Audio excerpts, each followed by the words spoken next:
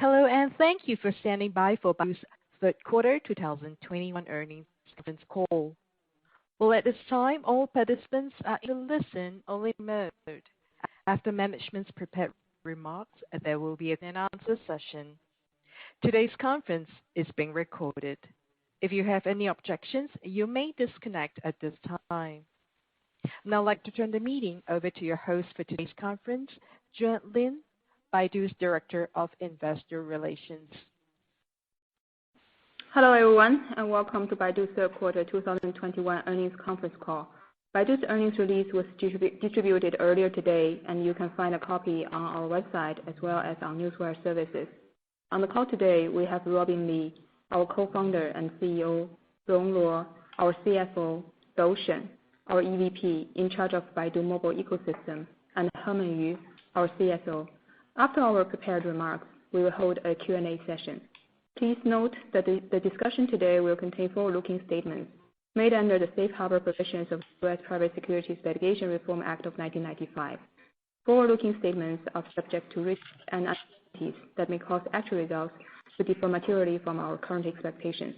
For detailed discussions of these risks and uncertainties, please refer to our latest annual report and other documents filed with the SEC and Hong Kong Exchange. Baidu does not undertake any obligation to update any forward-looking statements except as required under applicable law. Our earnings press release and this call include discussions of certain unaudited non-GAAP financial measures. Our press release contains a reconciliation of the unaudited non-GAAP measures to the unaudited most directly comparable GAAP and is available on our IR website at ir.baidu.com. As a reminder, this conference is being recorded.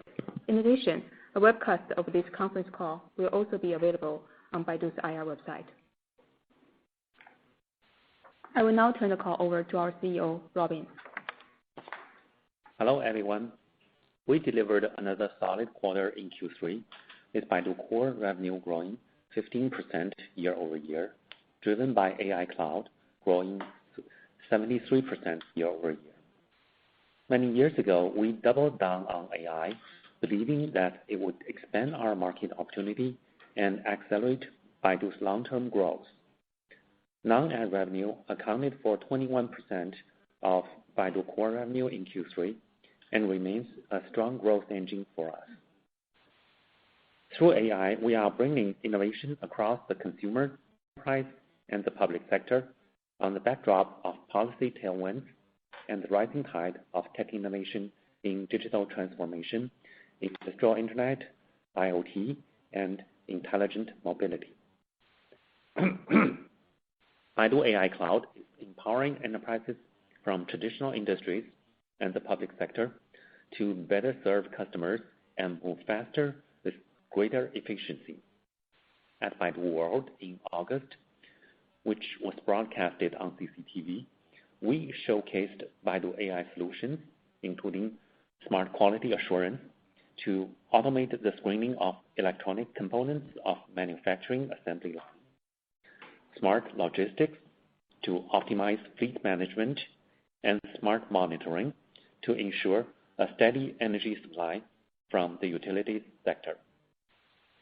We are excited about Baidu AI Cloud continuing fast growth. Leading companies across industries are adopting Baidu AI Cloud solutions to improve their operation, and we are working hard to standardize such solutions for industry adoption. An example is our end-to-end AI solution composed of IaaS, PaaS, and SaaS for financial services sector. Our AI Cloud customers are recognizing Baidu's value proposition with strong consumer internet reach. For example, we are winning smart public parking projects with our solution offering the convenience of collect public parking fees via Baidu Maps without the need for meter maids. Hospitals are choosing Baidu for cloud solutions that save patients trips to the hospital with continued patient care for chronic diseases at home through DuerOS smart display. According to the World Health Organization, there are 1.3 5 million road traffic deaths every year. Apollo autonomous driving aims to reduce traffic accidents, accelerate mobility to EV, and provide greater passenger safety, especially after dark. Apollo Go has become the largest robotaxi service provider in the world, based on our estimate.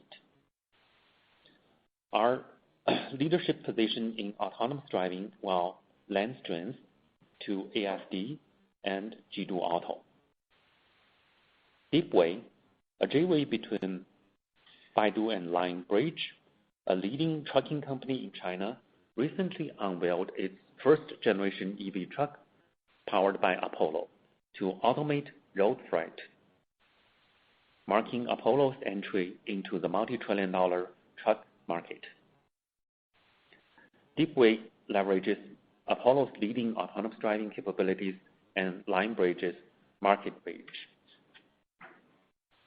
Jidu is making great progress as it plans to release the first concept production car at the Beijing Auto Show early next year. Jidu will showcase Apollo's intelligent self-driving and in-cabin features with the aim to deliver mass production in 2023. For the third quarter, China's GDP grew 4.9%, much slower than the 18.3% and 7.9% growth rate in the first two quarters. Our ad business has been impacted by sectors like education, real estate and home furnishing, travel, and franchising, as we expect this headwinds to continue in the near term. As we look forward, there are also positives coming into play. For example, Baidu app is reaching over 600 million users each month. Our hosted marketing solution is becoming ever more popular with site owners, and the trend is for the internet to become more open. Non-ad makes up over 1/5 of Baidu's core business and grow over 70% year over year. We stand to benefit from China's plan to leverage technology to grow the enterprise and the public sector part of the economy. ESG is at the heart of Baidu as we leverage our strong internet foundation to grow our AI business at scale. Apollo's mission is aligned with lowering carbon emission from making traffic in large cities smoother to accelerating the adoption of EV through Jidu, software for EVs and EV-powered ride-hailing. In June, we announced our goal to become carbon neutral by year 2030. Our Yangquan data center was awarded the Carbon Neutral Data Center Leader certification, and MSCI named Baidu as one of the 2 companies in China with transparent reporting on greenhouse gas emission in its net zero tracker. Turning to Q3 operational highlights. Baidu's AI cloud continues to see strong growth, leveraging our world-class AI technologies and our capabilities to provide one-stop-shop solutions to our customers. Our AI solutions are being increasingly adopted across different industries and for different scenarios. We enriched our cloud offering with the release of an end-to-end AI cloud solution powered by Kunlun AI chip and PaddlePaddle deep learning framework to help financial services firms digitize and automate their operational processes, enlisting leading customers like China Life and Bank of Jiangsu. Baidu AI Cloud is expanding into industrial internet by partnering with industrial parks and municipalities. Our deployment to serve large pool of enterprises is shortening. Last year, we spent 7 months implementing our AI path in Guiyang Economic and Technology Development Zone, serving approximately 100 enterprises.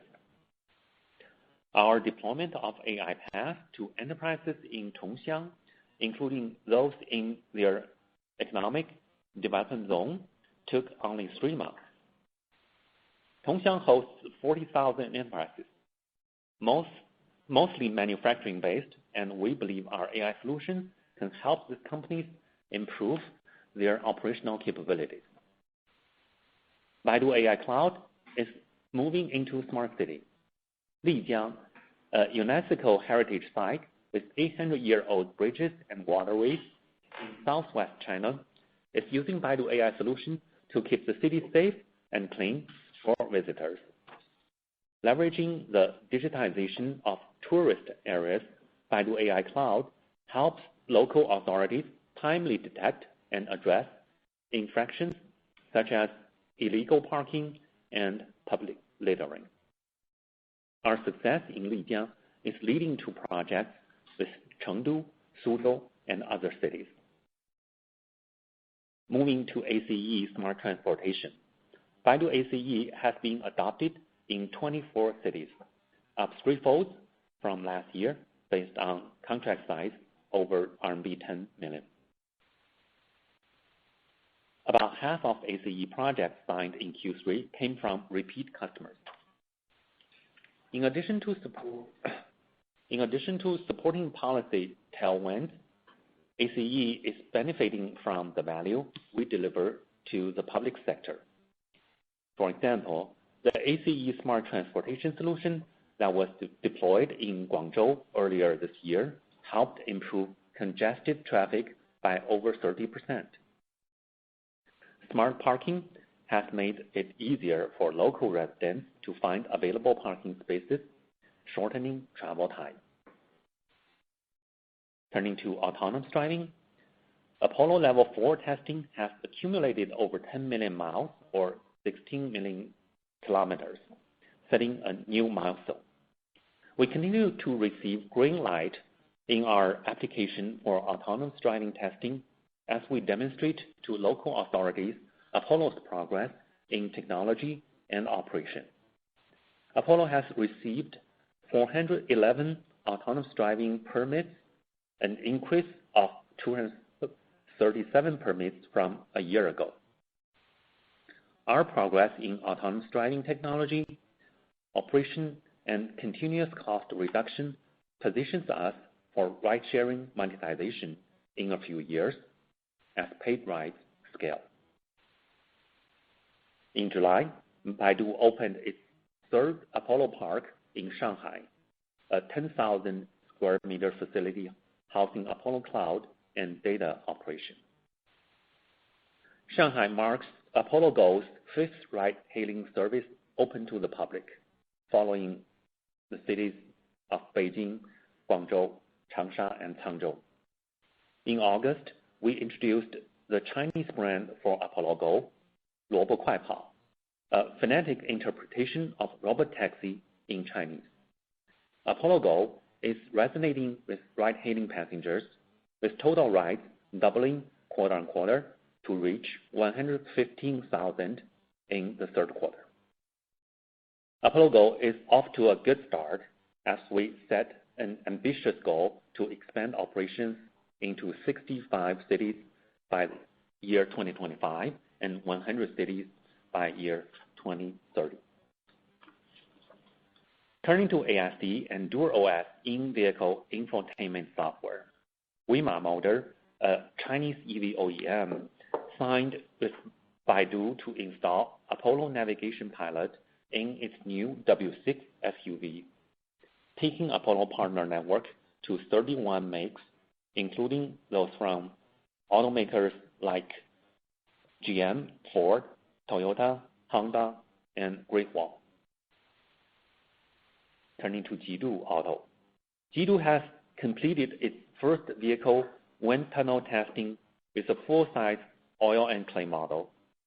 We have identified the model design schemes and engineering development and design optimization are underway. Baidu will showcase the latest ASD, demonstrating the appeal of smart EVs with advanced autonomous driving and smart in-cabin features. We hope the success of BIDU will increase the appeal of Apollo solutions to other automakers. On DuerOS, Xiaodu again was ranked number 1 in smart display globally and number 1 in smart speaker in China, based on second quarter shipment, according to Strategy Analytics, Canalys, and IDC. A key growth driver for Xiaodu smart display is the shift of user time spent at home to large screens for services like karaoke, short and long videos, online games, education services, video conferencing, and other visually oriented activities. Popular mobile apps are appearing on DuerOS skills, like Douyin, Kuaishou, Red, Dianping, 58.com, Haiti, and Kentucky Fried Chicken, to name a few.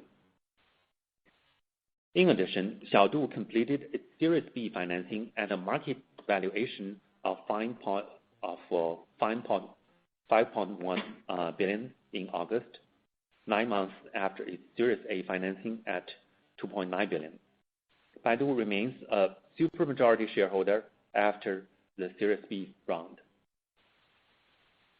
The continued strong performance of our new AI business would not have occurred without our relentless investment in technology and our pursuit of better products and more customer adoption from our technology leadership. Baidu released Plato XL, the world's first 11 billion parameter pre-trained dialogue generation model, achieving breakthroughs in Chinese and English conversations. Plato allows for different kinds of conversation with users, including chit-chats, knowledge-based dialogues, and conversational Q&A, which will be incorporated into Xiaodu in the future. Turning to mobile ecosystem, daily logged-in users in Baidu app reached another all-time high at 79%, and in-app search queries was up 11% year over year, reflecting a better search experience from Baidu app. We continue to focus on deepening the service offering of our key verticals. For example, Baidu Health has built a strong community of medical experts that allow users to frictionlessly move from search to telehealth consultation. We recently enabled doctors in our network to write prescription for online consultation and home delivery. Baidu app now offers instant replies to search queries from over 30,000 industry participants spanning 19 industry verticals.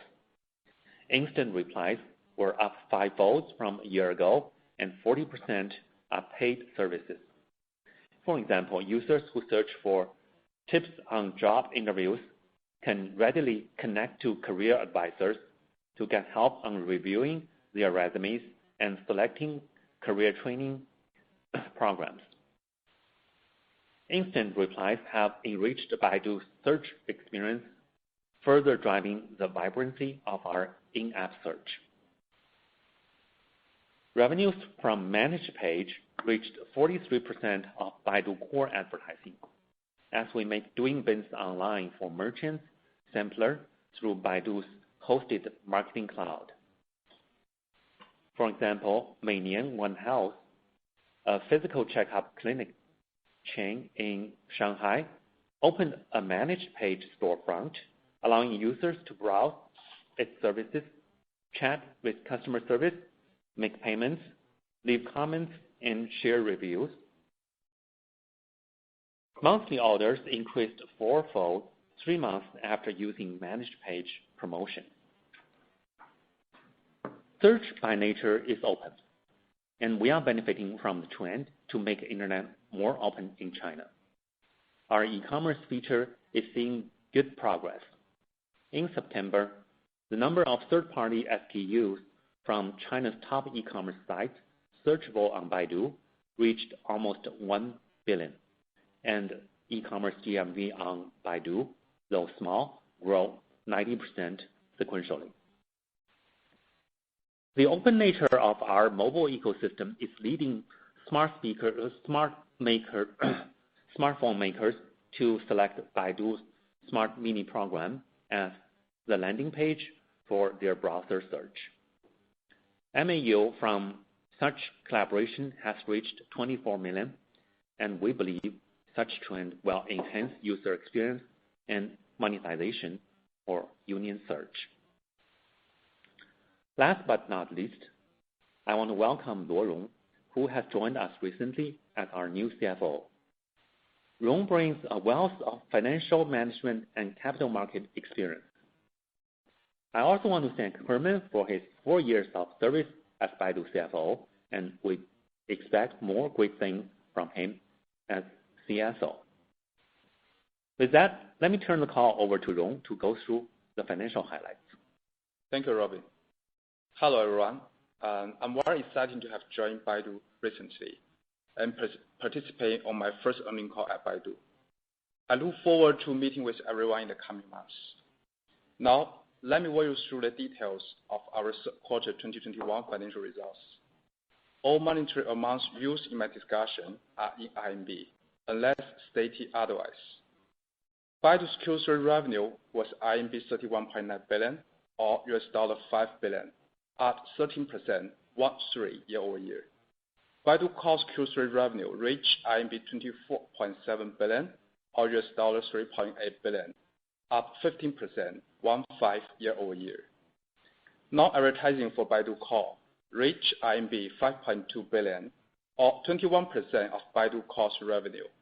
AI Cloud revenue was RMB 3.8 billion, up 73% year-over-year. Our AI Cloud growth is benefiting from the demand for cloud services by customers from the internet and media, financial services, energy, manufacturing, and the public sectors. ACE Smart Transportation is another growth driver for AI Cloud revenue. We are finding that automakers who subscribe to our infotainment solutions are also interested in Apollo ASD. Thus, we are reclassifying ASD revenue into AI Cloud. ASD revenue is quite small now and adding approximately 1% growth year-over-year to AI Cloud as a result of the retroactive adjustment. On ID and OGI, Xiaodu continues to make great progress. Demand for higher ASP products keeps growing as customers come to appreciate the value of DualOS Smart Assistant, and service revenue continues to grow. Baidu Core ad revenue was 19.5 billion, up 6% year-over-year. In-app search advertising was solid, partially offset by the weakness in union revenue. iQIYI revenue was 7.6 billion, up 6% year-over-year. iQIYI subscribers reached 104 million in September, and the membership revenue was up 8% year-over-year, mainly due to the refined membership strategy and improved monetization capabilities. Cost of revenues was 16.1 billion, up 26% year-over-year, primarily resulting from an increase in tech, content costs, and the cost of sales associated with new AI business. Operating expenses were RMB 13.5 billion, up 46% year-over-year. During the third quarter, we incurred a contingency loss of 976 million pertaining to the legal proceeding involving former advertising agency. Excluding such contingent loss, operating expense was up 35%, primarily due to an increase in channel spending, promotional marketing, personnel-related expenses. Non-GAAP operating income was 4.6 billion, or $731 million, and non-GAAP operating margin was 15%. Non-GAAP operating income for Baidu Core was RMB 5.8 billion, or $904 million, and non-GAAP operating margin for Baidu Core was 24%. Adjusted EBITDA was 6 billion, or $925 million, and adjusted EBITDA margin was 19%. Adjusted EBITDA for Baidu Core was RMB 7 billion, or $1.1 billion, and adjusted EBITDA margin for Baidu Core was 28%. Cash and short-term investment for Baidu Core as of September 30, 2021 was RMB 183.6 billion, or $28.5 billion. Free cash flow for Baidu, excluding iQIYI, was RMB 2.9 billion, or $449 million. Baidu Core has approximately 39,000 employees as of September 30, 2021. As Robin mentioned, China's GDP growth has slowed over the last 3 quarters, and sectors in our app businesses, such as education, real estate and home furnishing, travel and franchising, have been negatively impacted. With the resurgence of COVID-19 in many cities recently, local governments are putting in place preventive measures, including quarantines, travel suspension, and mass testing.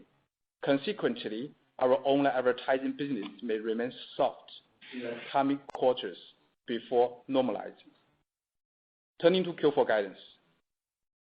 For the fourth quarter of 2021, Baidu expects the revenue to be between RMB 31 billion, which is $4.81 billion, and RMB 34 billion, which is $5.27 billion, representing a growth rate of 2% to 12% year-over-year, which assumes that Baidu Core revenue will grow between 5% and 16% year-over-year. The above forecast takes into consideration that the current COVID-19 situation in China, which is still evolving, and business visibility is limited. The above forecast reflects our current and preliminary view, which is subject to substantial uncertainty. Before I turn the call to operator, let me recap the third quarter. China is adjusting its economic growth drivers with the introduction of a new 5-year plan in March this year. Historically, the Chinese economy has been very resistant to such adjustments, and new drivers allow the GDP growth to come back. We are optimistic about China's future, especially when the current COVID-19 situation comes under control.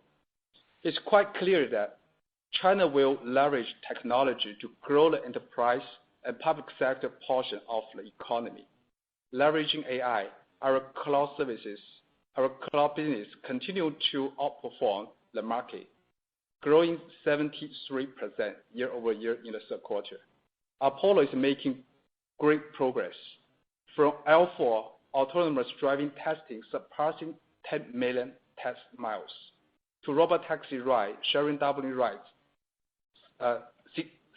sequentially, to ASD signing our new partners, to Baidu finish the wind tunnel testing of its first car model 8 months after its CEO joins, to build a team. We are moving at China's speed. China is rolling out new policies to support green energy. We are hopeful that Baidu will benefit from the promotion of decarbonization as we leverage AI to minimize traffic congestions in dozens of cities across China, and help accelerate the switch to EV with Baidu, ASD, and Apollo Go robotaxi. On mobile ecosystem, Baidu app MAU reached 607 million, up 12%, and daily login reached 79%. Our app business is susceptible to macro environment, and we expect our app growth rate to peak back up when GDP growth reaccelerates. Operator, with that, let's now open the call to questions. Certainly, thank you. Ladies and gentlemen, we will now begin the question and answer session. If you wish to ask a question, please press star one on your telephone and wait for your name to be announced. If you wish to cancel your request, please press the pound or hash key. Participants are requested to restrict to one question at each time. question comes from the line of Alicia Yap from Citigroup. Please ask your question. Hi, good morning, good evening, Robin, Rong, and Juan. Congratulations, Rong, on your new role. Thanks for taking my questions. I actually try to fit in two, if I may. So for the fourth quarter core Baidu core revenue guidance, you provided a wider range, which is 5 to 16%. Can management elaborate the scenario and the situation that you bake into the low end of this 5%? What would be the implied core ad revenue growth versus the AI cloud revenue growth if we end up in the low end? And then similarly, what would be the scenario if we end up in the high end of the revenue guidance of 16%? Would that come from better macro or a more cloud project that will be closing? And then secondly, just in this overall broader regulation backdrop. So have Baidu started to have any discussions with other major internet peers as related to this potentially opening up of their social network content to the search engine? If this were to go ahead, what is management view on the potential benefit and upside to Baidu fundamental going forward? And also any discussion you have with some of the e-commerce leading player to allow Baidu to crawl into the e-commerce content item on their digital storefront. So any color you can provide would be appreciated. Thank you. Alicia, I will have Herman answer your first question, and I'll answer your second one. Hi, everyone. So with regards to our guidance, we normally guide internally assuming that we will hit the midpoint.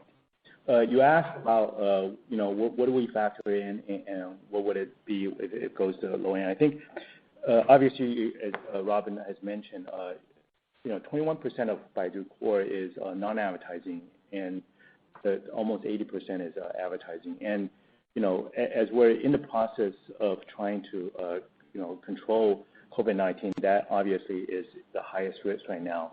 In our model, we assume that COVID-19 will be under control for the most part in China by the beginning of December.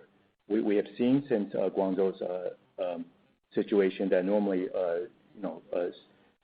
60 days after that it happens that it gets under control. But this time it spreads through several cities. But given the pattern that we've seen, for example, in Beijing, we've seen the cases slow down. We think that that's a doable situation. Secondly is, that the other side of our business is mainly cloud, right? So when you think about the cloud, trying to recognize the revenue, trying to make sure that the software is installed, it's a more complicated process than advertising. So as you're getting into year-end, the risk there is that we deliver the software, but it's not up and running, so we cannot recognize revenue. And that's always the case when you have 2B businesses. So I think that there's a risk there with our cloud business. There's a risk there with our transportation. So I think those are the key risk factors I think I would call out. But as we said, normally when we go out with the guidance, given the information that we have today, we think we're more likely to be somewhere in the middle. Hi, Alicia. I'll take the second one. As you know, search by nature is open, and we believe being able to share content across apps provides a better user experience. And also we believe this will be a going forward trend. So actually we already see things are happening around this direction. For example, some developers are more willing to open up their ecosystem nowadays, because it's also good for their own business. So as Robin already mentioned, on our e-commerce effort, almost 1 billion SKUs from the top e-commerce sites are now searchable on Baidu. And the GMV on Baidu, grows 90% sequentially. So actually another great example, I want to share, which Robin already mentioned, is that the major smartphone makers in China are adopting our open sourced smart mini program framework for their in-house browsers. With this adoption, users will have better experience, and the developers can significantly extend their reach through the major browsers in China. So you're right. We believe we'll benefit from the openness of the whole internet, and we are seeing things are happening that way. Thank you. Great, thank you. Next question comes from the line of Piyush Mubayi from Goldman Sachs. Please go.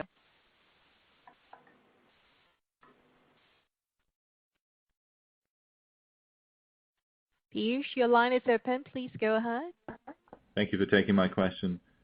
When I look at the guidance that you talked through, Herman, it appears to be generally slowing down. And we realize it's a very high base for the cloud business in the fourth quarter of last year.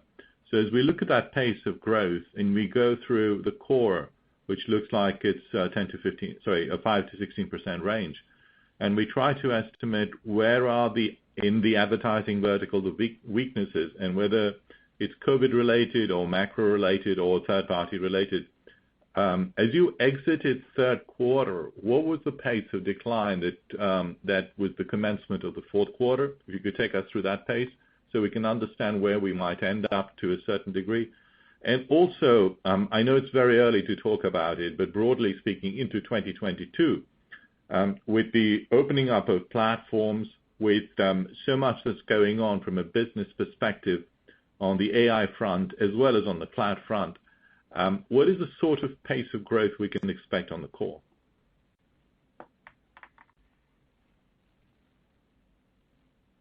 Hey, Piyush, can you repeat that last sentence? I missed that. As we look at, so we've seen a slowing down into the third quarter, which is probably one of the reasons why you're giving a very wide range for 4Q for the core.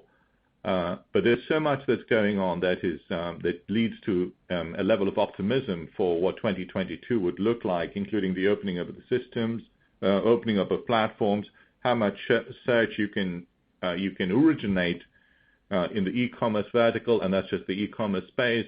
I don't know how many other verticals you can tap into. So as we think through 2022 and the core pace of growth, any feelers around how that would be great.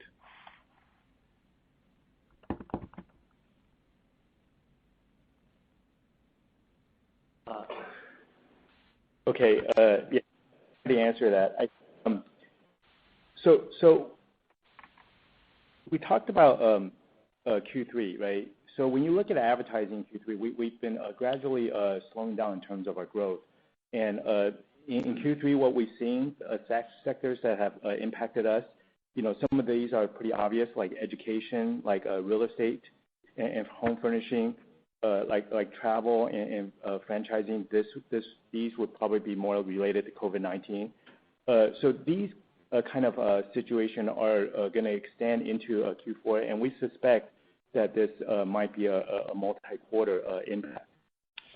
So based on what we have seen right now, we expect that advertising for Baidu Core, which was 6% year-over-year in Q3, would probably go into even a slower growth rate in Q4, assuming that COVID-19 gets under control by the beginning of December. So a lot of uncertainty there. So if that continues to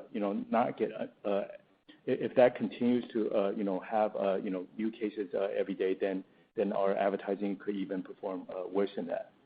So I think a lot of it has to do with COVID-19, but there are other factors that's impacting that, such as regulations and so forth. I think with regards to the AI businesses, I think it's COVID-19 does impact that a lot. As we talked about before, that our AI cloud is based on solutions, and we have to customize for certain customers and so forth. So if we are unable to travel, or if we're not able to be as fluid as before, that will have some impact.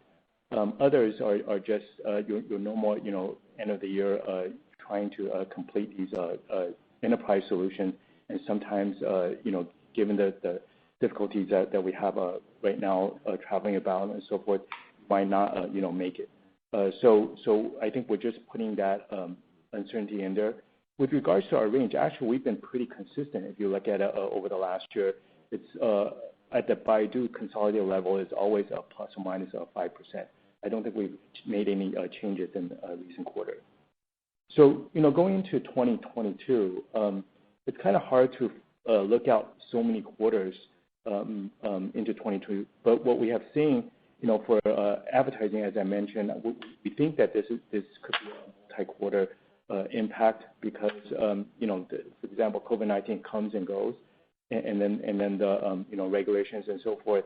And when we look at talk to our peers in the market, there seems to be a consensus that this could be beyond 1 quarter. So I think that's where we're advertising. Sure enough, there's also that upside, with the opening up with different apps and so forth. But it's hard to bake that in until we actually see more development. So we'll keep you guys apprised as that comes.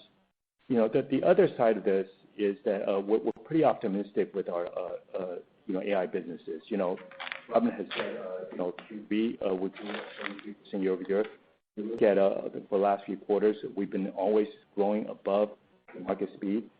We continue to believe that we can grow above the market. If you look at our NDR, for example, it's been gradually improving or increasing. So we're coming, feeling pretty good about that. One of the things is that if you look at our cloud business, SaaS business is the fastest piece of growth right now. We were ranked by IDC as the one with the largest AI solutions in China, and this is a piece that's the fastest of our cloud solutions or our cloud revenue. So I think we're pretty feel like we're in a good spot right now because of the policy trends supporting technology, supporting leveraging AI for enterprises, also for the public sector. Yeah, let me just add about the opening up of e-commerce platforms that will enable users to do transactions on the Baidu mobile ecosystem, especially Baidu app, more easily. Given that the e-commerce infrastructure in China has matured, it's very easy for people to pay using their mobile phone, and it's very quick to get something delivered to your home. And now that we can index a lot of SKUs on Baidu, we expect a very quick increase in terms of GMV from a low base. The revenue contribution directly from transactions will not be large, but once users get used to do transactions on the Baidu platform, I think the overall conversion rate for our advertisers will also improve. So I think that the benefit will be well beyond simple transactions on the Baidu platform.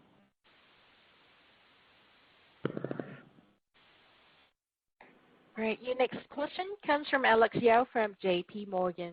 Please ask your question. Thank you, management, for taking my question, and a warm welcome back to the internet investment community. So I have 2 questions. Number one is we have seen a lot of regulatory and operating environment changes recently. For example, Apple's IDFA policy change. For example, the implementation of PIPL on 1st of November. Can you guys talk us through the operational and the financial impact from those changes? Particularly, how should we think about the union business into the next couple of quarters? And then the second question is regarding the general corporate strategy. Well, the advertising revenue outlook is weak for the next couple of quarters. How you guys think about the general corporate strategy? For example, are you still pushing the investment on headcounts and user acquisition costs? And I think in the past you guys had a very tough cost control when the top line was under pressure. Are you thinking very differently this time? Any thoughts on the general corporate strategy in the current advertising revenue outlook will be helpful. Thank you.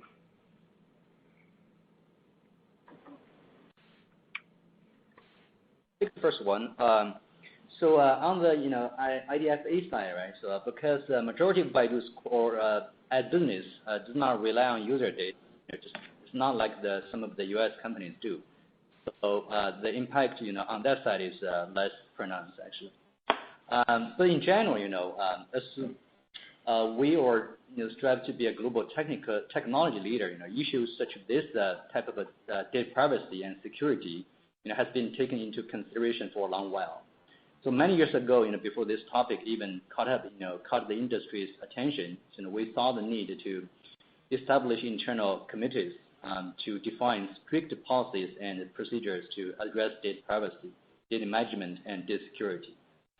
Also, we are working with the leading companies globally and domestic, to trade ideas and derive best practices. So we also share our experience with authorities to help the industry address these complicated issues. So given all the efforts we have done, I think the impact on this side is not that pronounced.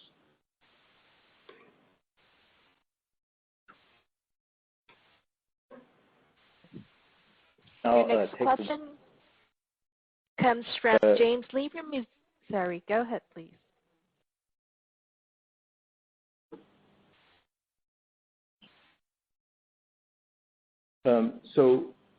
Alex, you mentioned about our corporate strategy.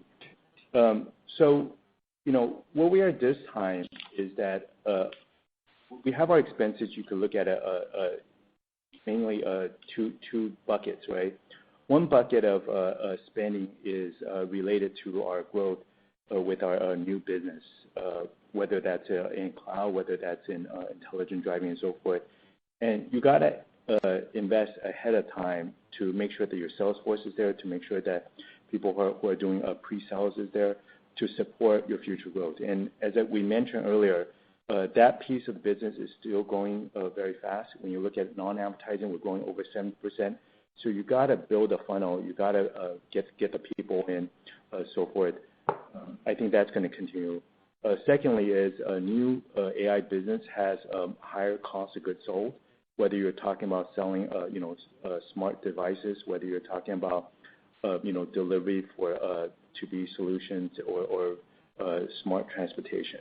Okay, so those things we have to factor in for this new business. That's just part of it. And we look at the gross margin very carefully, but you still have to fund the OPEX, the salespeople, the development people to support the business growth. And we're leading in those businesses, so we feel comfortable continuing to invest. The second pool of investment that we have is with the mobile ecosystem, and what you see there, mainly it is supporting our Baidu app. So, a big part of that spending is us, channel spending, marketing spending for the Baidu app. This year, we've been pushing a Baidu app Lite, which would allow us to tap into users from lower tier cities, and that has been working. And in addition to that,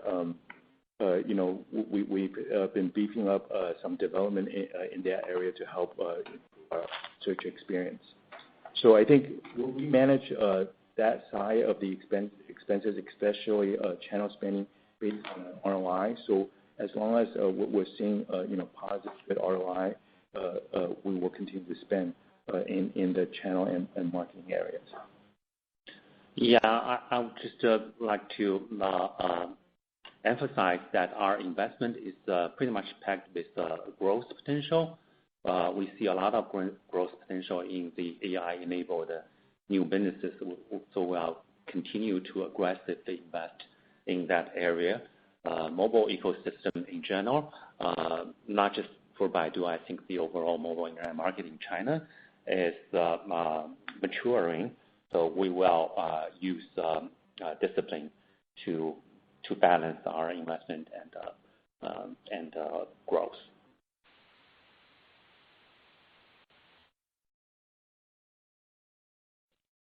Right, thank you. Our next question comes from James Lee from Mizuho. Please ask your question. Great. Thanks for taking my questions. My question's on intelligent driving and autonomous driving. And obviously, there's a lot of moving parts in this business right now. I think you guys already lay out your plans for robotaxi. Can you also lay out the roadmap and how Apollo can achieve a meaningful presence in connected infrastructure and OEM licensing your technology? So what I mean is that does your footprint of your smart transportation influence OEM's decision to choose their autonomous driving solutions? Thanks. Hi, James. Apollo is a platform for both smart transportation and autonomous driving. It has gained a lot of partners, customers, and so on.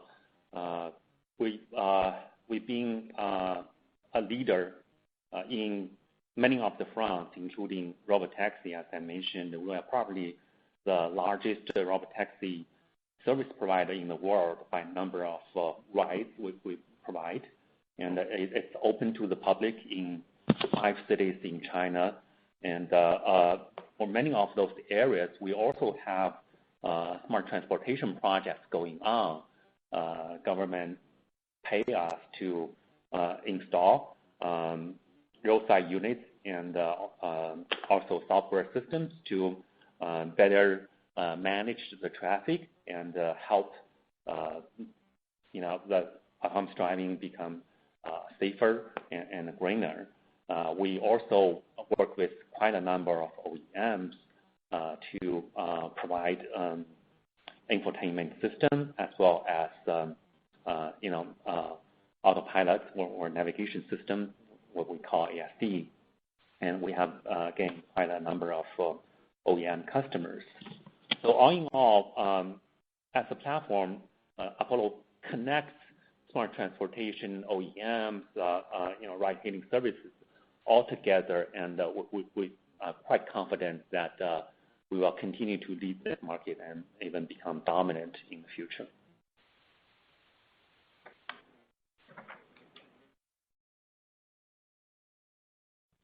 Right, your next question comes from John Shao from Barclays. Please go ahead.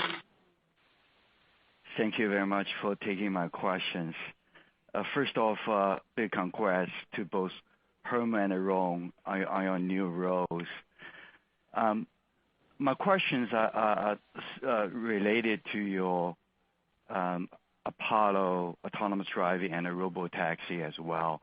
Just following up on the previous question, could you elaborate a bit on the pipeline for Baidu in terms of when the assembly line manufacturing facility will be ready? What kind of scale we are talking about when you talked about mass production in 2023? And you talked about your partnership with Linebridge for semi-truck. I understand Geely just announced their ambition for the EV semi-truck business a couple of days ago. I think I was wondering, since they are your big partner, do you have any plan to work with them for their semi-truck EV initiative? And then lastly, on robotaxi, I recall I may have read somewhere you may have commercial operations up and running for robotaxi sometime next year. Is there anything there you can share with us? Thank you so much. All right, on Baidu, like I mentioned during the prepared remarks, we are planning to launch the concept production car early next year at the Beijing Auto Show. So that car will be the final, shape and architecture for when it is available for sale in the latter part of 2023. So by mass production, we mean every consumer can place an order or to buy the Baidu car sometime in the second half of 2023.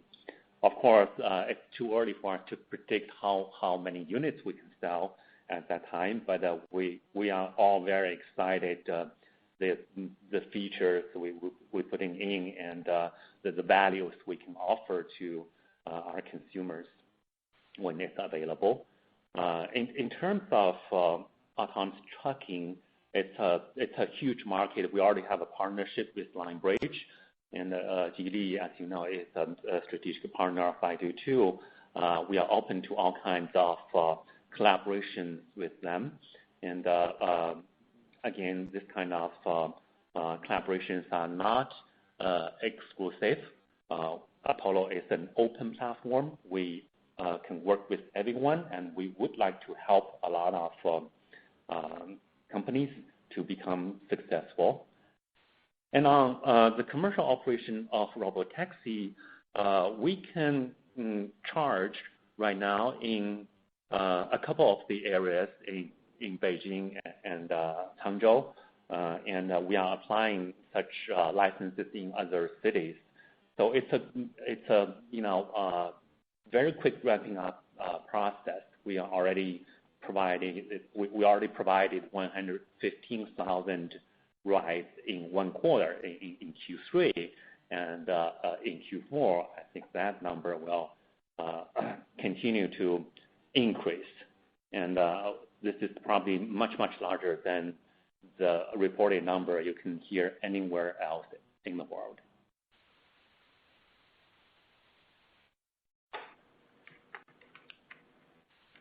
All right, thank you. Our next question comes from Natalie Wu from Haitong International. Please ask your question. Hi, good evening. Thanks for taking my question, and congratulations, Herman and Rong, for your new role. My question is regarding the investment plan for your new AI business. So firstly, if we take a look at the development history of AliCloud, when the revenue scale approached 20 billion annually, its EBITDA loss ratio actually narrowed significantly. So should we expect the margin profile of cloud business to improve next year as your AI cloud revenue scale reaches also the 20 billion scale? Or how should we see the margin trend of your AI cloud business in the next 1 or 2 years? Also, for the intelligent driving, what kind of the investment scale should we expect for the next 1 or 2 years, and how could that impact the margin? Thank you.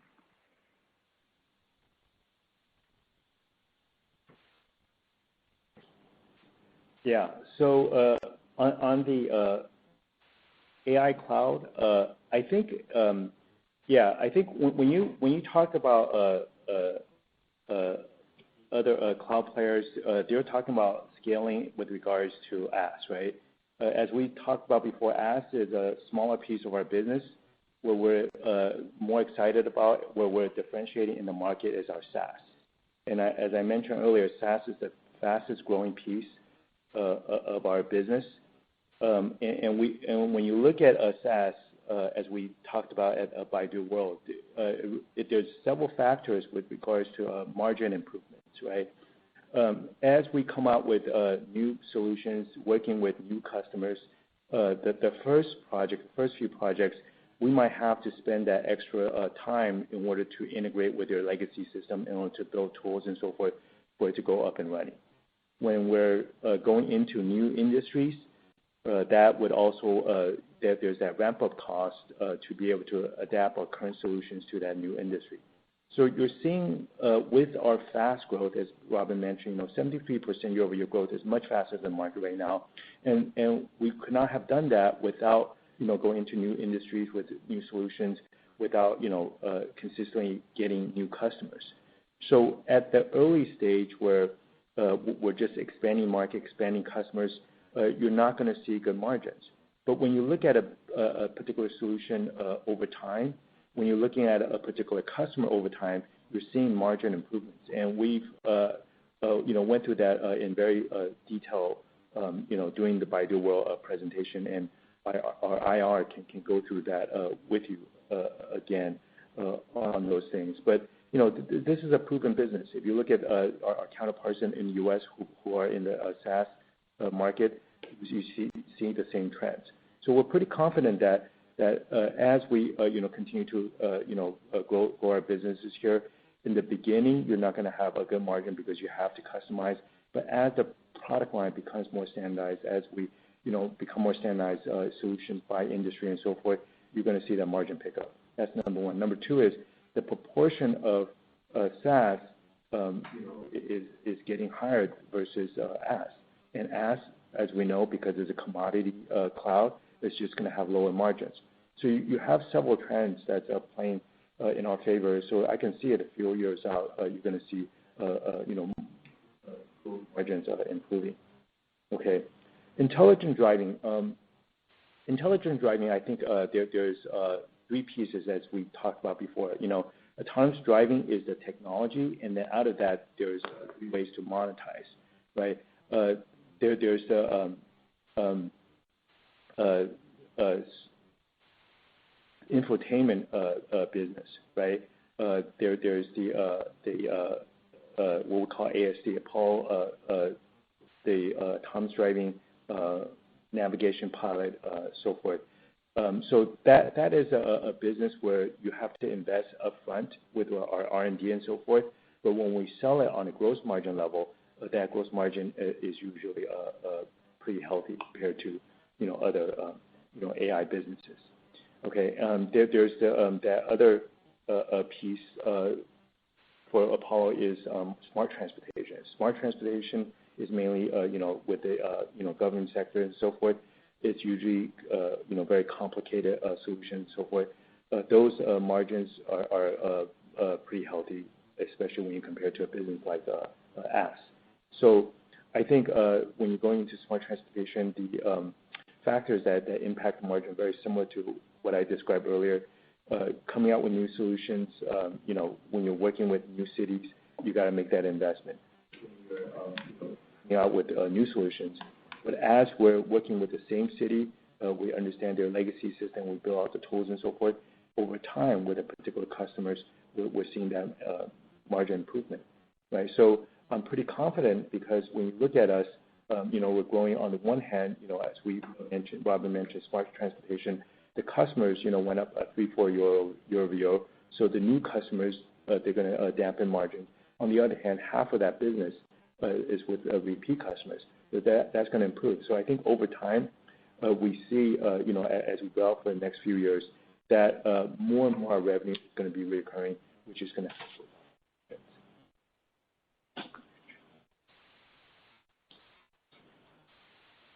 All right, thank you. Our next question comes from Gary Yu from Morgan Stanley. Please ask a question. Hi, thank you for the opportunity to ask question. I have one follow-up question regarding the opportunities with the further open up of the internet. Seems like there is a great opportunity from both the kind of e-commerce space and also potentially content space.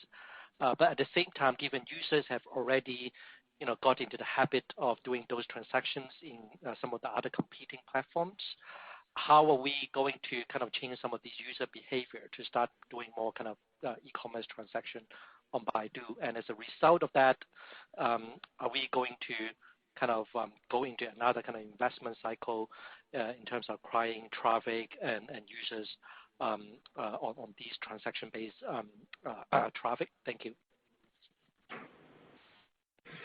Yeah, Gary, I'll take this question. Actually, as we see the users' behaviors in our web search, before the people do their, make their final decision to buy something or not, so they come to Baidu for more information. So this is how we step in, to help them to do the transactions actually. So also, as Robin just mentioned, right? So the infrastructure for transactions in terms of the payment delivery or is pretty matured in China. So that side, once we give the user comprehensive information, for them to make the right decision, people will come back again, for their another transaction. In terms of getting more traffic, I think for now we still have tons of actually user search volumes in Baidu for not just the typical e-commerce queries and or other queries related to transactions. That's why at this stage, we are trying to make the transaction experience as smooth as possible on Baidu's platform. Actually, we have been working on this for a while, since we started building smart mini programs, managed pages, and Baijiahao. That's how we can not only get the right information, but also have the right support for this transaction related queries.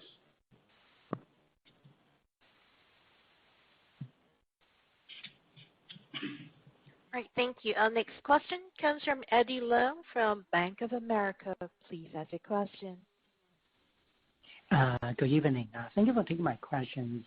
May I have two questions on your cloud business?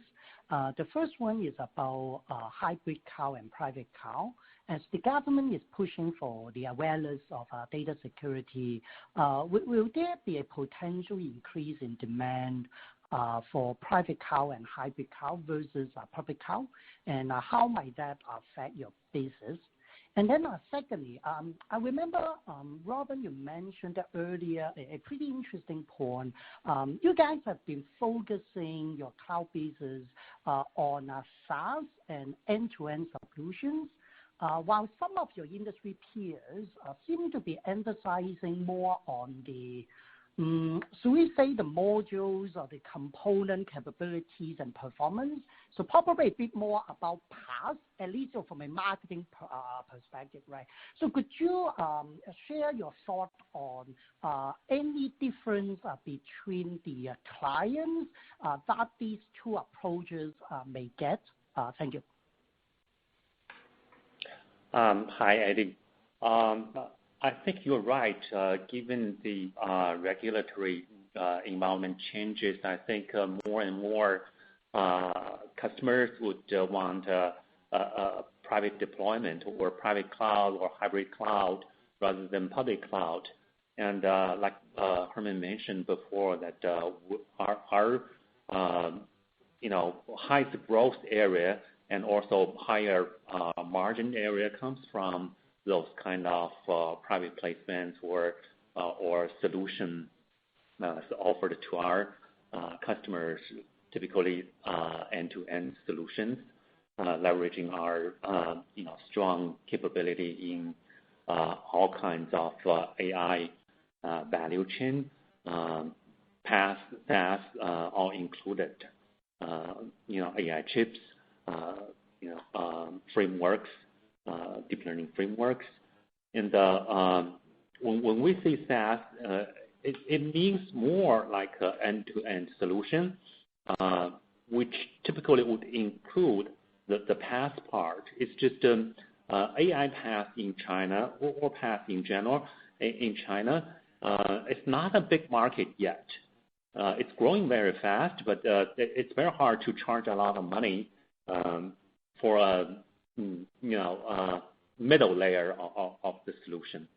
But yes, I think a lot of customers do value our end-to-end capability and solution in terms of AI.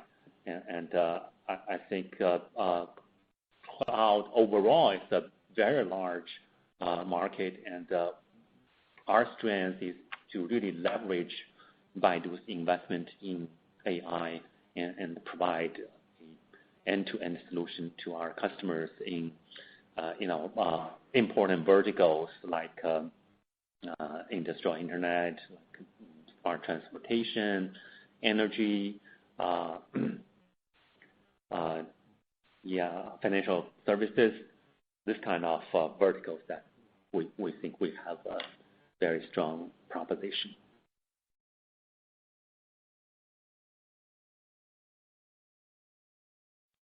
All right, thank you. So we have reached the end of the question and answer session. So with that, we conclude our conference for today. Thank you for participating. You may all disconnect.